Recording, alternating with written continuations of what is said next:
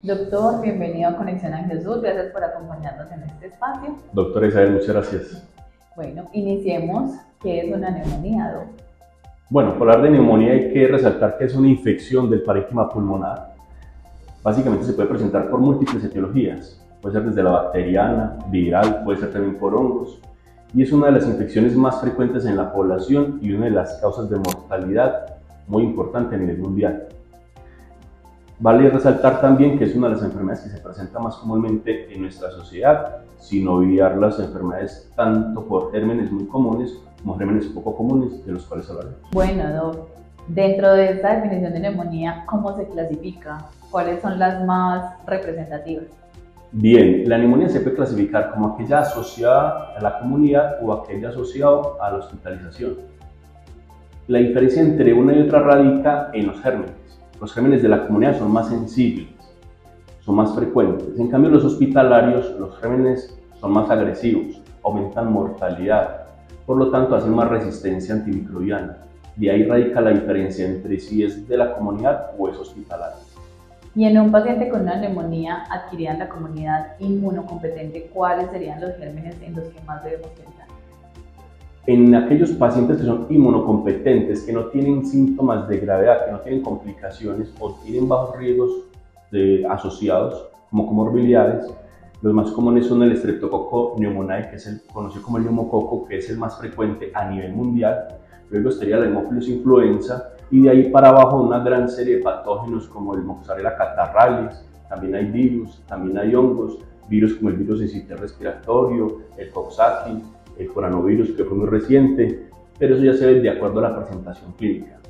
En la clasificación de los patógenos, me gusta resaltar algo importante, y es que a nivel de salud tenemos dos clasificaciones entre gérmenes típicos y atípicos. Recordemos una cosa, y es que los gérmenes típicos no es porque sean los gérmenes de presentación más común, sino que son aquellos gérmenes que generan síntomas más frecuentes, como son la tos, la dificultad para respirar, malestar general, mientras que los atípicos pueden generar síntomas más diversos, más propensos a complicaciones sistémicas. Doc, parte de lo que queremos con este espacio es ayudar a la comunidad de médicos generales a definir esos criterios de hospitalización. ¿Cuándo debo hospitalizarlo? ¿Cuándo le permito un tratamiento en casa? ¿Y cuándo pensar en una remisión a mayor nivel de complejidad? ¿Qué escalas o qué criterios tenemos para definir hospitalización? Bien, mira, realmente siempre va a predominar la clínica, mirar aquellos factores de comorbilidad que tenga el paciente. Es muy importante saber qué enfermedades tiene el paciente, si ha recibido previamente antibióticos, si ha estado hospitalizado previamente. Uno parte de ahí. Las sociedades científicas, especialmente la neumología, la infectología, a nivel guías colombianas y en guías europeas y americanas, recomiendan unos scores, unas escalas, que son validadas a nivel mundial. Por ejemplo, tenemos dos básicas que son para valorar el tratamiento oportuno ambulatorio hospitalario y también la indicación de hospitalización, si lo manejo en casa o lo manejo hospitalariamente. Y a nivel hospitalario, si necesito hospitalizarlo en una sala general o en una unidad cerrada o una UCI.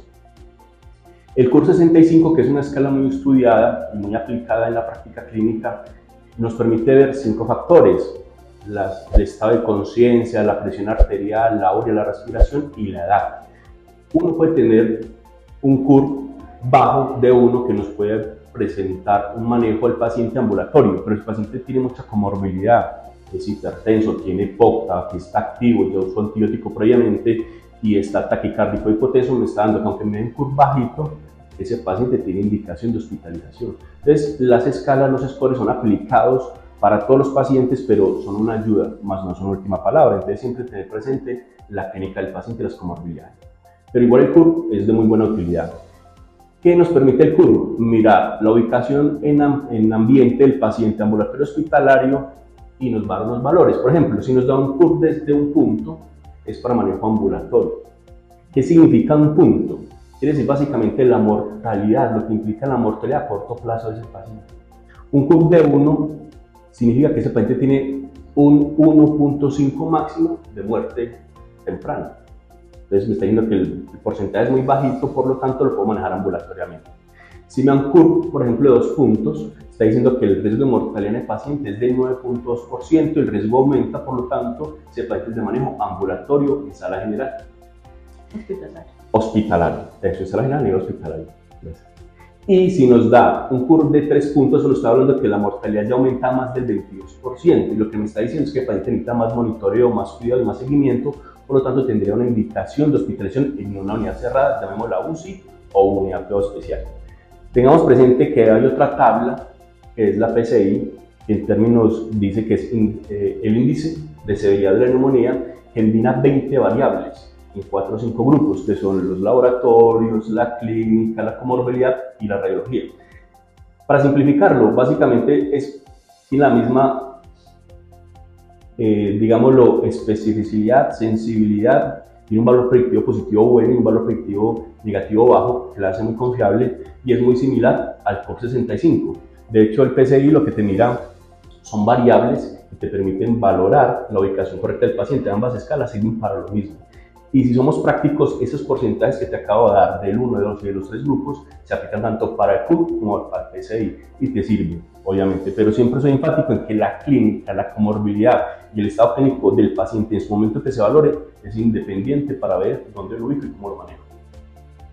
Doc, ¿cuáles son los criterios clínicos y radiológicos que usamos para el diagnóstico y las clasificaciones de la neumonía? Y ¿es indispensable contar una radiografía? Si yo estoy en un primer nivel y no tengo disponibles recursos, ¿lo debería remitir?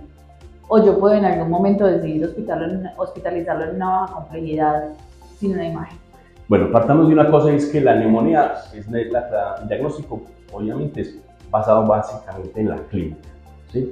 Entonces hay que tener presente que la radiografía hace parte, la literatura, las guías dicen que para uno dar diagnóstico en una necesita una clínica respiratoria, un laboratorio que muestre donde hay elevación de reactantes y una radiografía donde me permita a mí ver una consolidación. Pero a la pregunta de que si necesito una radiografía, si el paciente en la clínica está normocárdico, no está hipotenso, no tiene signos que me hagan pensar en síntomas de infección de respuesta sistémica, lo puedo manejar sin necesidad de una radiografía. Ahora, yo semiológicamente puedo mirar si el paciente tiene o no un síndrome consolidativo. ¿Cómo? Con una buena auscultación pulmonar, haciendo una buena semiología, mirando cómo está la frecuencia respiratoria, mirando cómo está su presión arterial, mirando cómo está la auscultación, la palpación y la inspección de tórax, que eso es muy importante. Ya lo obviamos, ya ahorita todo el mundo piensa en neumonía, radiografía de entrada. Hay unos síntomas que se llaman de consolidación que semiológicamente me sirven mucho. Entonces, buscar siempre si presentan pectoriloquia, que básicamente es cuando yo le hago auscultación al paciente, le digo que haga 33 o que repita B y lo escucho como I. Entonces eso me está diciendo que donde lo encuentro cambiado mejor es donde está el foco neumónico, ¿sí? Egofonía, pectoriloquia, la palpación, donde está la neumonía, el bloque neumónico va a ser matidez. Y la auscultación, donde yo lo ausculte, voy a encontrar estertores. La semiología anteriormente habla de que la parte de la auscultación, los estertores sean finos, gruesos. Actualmente en las guías ya eso no es importante. Lo importante es que tenga estertores finos, gruesos. Obviamente, si vamos a ser muy enfáticos, pues van a ser finos, ¿sí? De gota fina, gota pequeña, pero eso es irrelevante. Lo importante es que tenga un patrón consolidativo, que se le escuche. Y obviamente la semiología respiratoria, que tenga síntomas respiratorios tempranos, fiebre, tos, dificultad para respirar. Eso en cuanto a la semiología. La radiografía es importante, obviamente, pero si yo estoy en un pueblo, estoy alejado, estoy haciendo mi práctica médica distante, donde no cuento con la radiografía, si yo me hago con una buena semiología, voy a necesitar obviar, o puedo obviar más bien la radiografía, obviamente una tomografía. Para el primer nivel, si el paciente me da un curso 65 de 1, no necesito una radiografía, no necesito un examen de laboratorio. Si tengo la clara evidencia de que estoy frente a un paciente respiratorio, le hago su manejo antibiótico en primer nivel. Si el paciente, aparte de eso, presenta síntomas de complicación, tiene factores de riesgo, es un paciente que vive bajo recursos, tiene pobre red de apoyo, es un paciente que necesita monitoreo o vigilancia para el consumo del antibiótico, porque no tiene una red que se asegure que se tome el antibiótico, lo mejor es hospitalizar. Doc, y vámonos al tema del tratamiento, que ya ahorita nos lo decías, tratamiento empírico en estos casos, ¿cierto? ¿Cuál sería la primera elección en tratamiento empírico, bien sea ambulatorio para ese usuario que no voy a dejar, o el hospitalizado que voy a dejar en el hospital local y con un buen seguimiento? ¿En qué momento definiría que debo remitirlo porque de pronto no hay una respuesta adecuada de manejo?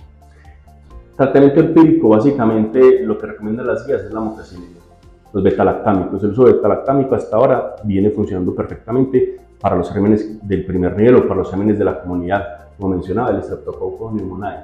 Entonces, tiene muy buena respuesta, muy buena sensibilidad y responden perfectamente. Las guías hablan de los macrólidos. Realmente los macrólidos, si el paciente tiene intolerancia o alergia a la amoxicilina, pues utilizaría un macróleo o una quinolona, que yo en lo particular lo utilizaría con mucho temor. Yo utilizaría la amoxicilina indudablemente. Eso en primer nivel, el paciente ambulatorio, viendo respuesta, las guías recomiendan no más de 5 días. Para una neumonía no complicada de bajo riesgo, 5 días es suficiente. Si necesito extenderlo mucho porque persiste sintomático, lo extiendo a 7 días máximo, no necesita 10. Ese para el paciente ambulatorio. Para el paciente hospitalario, obviamente, con los gérmenes de la comunidad, yo utilizaría un antibiótico como la ampicilina sulbactam. Las guías recomiendan el uso de la ampicilina sulbactam. Si vamos a las guías 2025 que ya salieron, hablan de la ampicilina sulbactam más la claritromicina. Yo en la práctica clínica, lo veo aquí en la clínica, lo he visto en otras instituciones, el paciente responde muy bien a monoterapia con ampicilina sulbactam. ¿En qué pacientes utilizo macrólido? En aquellos pacientes en que sospeche neumonía típica. Por ejemplo, esos pacientes que, como lo mencionaba ahora, la diferencia entre gérmenes típicos y atípicos, recuerden que no es por el germen, sino por la presentación clínica. Entonces, en aquellos pacientes que encuentro disociación clínico-radiológica, pacientes que encuentro hipotensos, que tienen una presión arterial diastólica menor de 90, sistólica menor de 60, una frecuencia respiratoria mayor de 30, que tiene alteración en la función renal, y unos pacientes que tienen disociación clínico-radiológica. ¿Qué significa eso? Tiene una radiografía muy buena, pero semiológicamente le encuentro muchos ruidos. O viceversa, encuentro un paciente sin semiología respiratoria, pero está taquipnéico y la radiografía es muy fea. Entonces yo pienso en atípicos o en aquellos pacientes ya inmunosuprimidos. En los pacientes le adicionaría el macrólido, porque las guías lo ostentan y realmente ahí es donde tendría una aplicación clínica adecuada, el macrólido. De resto, con ampicilina sulbactam. Ahora, tengo que tener también presente criterios de gérmenes oportunistas o resistentes, como son los que llamamos los SARS o MERS, que son Staphylococcus aureus metilinoresistentes, y la Pseudomonas aeruginosa. Cuando tengo pacientes con esa clínica, con esos criterios, ¿como cuáles? Pacientes que ya han recibido antibiótico recientemente, que han tenido hospitalización reciente, menos de 90 días, que ya se les dio una Pseudomonas o un SARS en el último año, esos pacientes tienen indicación de otro tipo de antibiótico. Para los sanos, vancomicina, linezolid o una meropenem o meropenem. Y para aquellos pacientes con Pseudomonas está indicada la penicilina tazobactam. ¿Por qué? Porque son gérmenes muy resistentes, entonces hay que ser más agresivos, utilizar antibióticos de amplio espectro. ¿Sí? Pero hay que valorar si tiene criterios o no para estos dos gérmenes. Eso en cuanto al tratamiento empírico. Pero si yo quiero hacer un tratamiento ya más directo, entonces las guías no lo recomiendan y estoy de acuerdo en el uso de cultivos, tanto de aspirado, de moco o directamente hemocultivos. No se le debe hacer a todo paciente, por eso se llama tratamiento empírico, porque es lo que predomina en el manejo de la neumonía. Pero si yo quiero hacer un tratamiento dirigido, ya necesitaría cultivos, pero ese tratamiento dirigido no es para toda la población, solamente sería para aquellos pacientes que no mejoren dentro de las 48 a 72 horas, aquellos pacientes que clínicamente se les ve deterioro a pesar del uso de antibiótico, o aquellos pacientes que reúnen las condiciones como lo mencionábamos, internaciones recientes, uso de antibiótico reciente o que ya se les haya aislado estos gérmenes. Doc, ¿en qué momento pensaría este médico general en remitir a una mayor complejidad o si él pudiera hacer un cambio de tratamiento? Es decir, empecé con ampicilina y en 48 a 72 horas el paciente no viene respondiendo, podría intentar escalarlo en ese menor nivel, entendiendo que algunos hospitales cuentan con laboratorio de imágenes diagnósticas o necesariamente ya ese paciente debería ir a mínimo un servicio de medicina interna. Yo recomendaría, primero, si estoy en un lugar alejado, que no tengo acceso a un internista, que no tengo acceso a otro nivel, lo puedo manejar en el hospital local. Pero en ese paciente al que yo le extraía antibióticos es en aquel paciente que yo definitivamente sé que no me está avanzando y que estoy escuchando que tiene algo más. Porque, por ejemplo, usted puede tener un paciente que entró con semiología o con clínica respiratoria y vos pensás en neumonía. Pueden pasar dos escenarios o tres. Uno, que el paciente esté con una neumonía, pero que sea atípica y por eso que no te responde la ampicilina sulbactam. Entonces, en ese paciente yo le esclarería antibiótico valorando lo que hemos dicho previamente. Pero para eso yo, antes de escalar antibiótico, porque el paciente está persistentemente febril, taquipneico, taquicárdico, hipotenso, en el paciente yo pensaría que está muy séptico, entonces el paciente yo lo pancultivaría inicialmente, tomaríamos cultivos y también cultivo traqueal antes de empezarle o estrenar el antibiótico para ya hacer un tratamiento dirigido. Ahora, si tiene factores de riesgo para SARS o para Pseudomonas, pues entonces ya me lo replantearía y cubriría este tipo de regímenes si cuenta con uno de esos 3 criterios.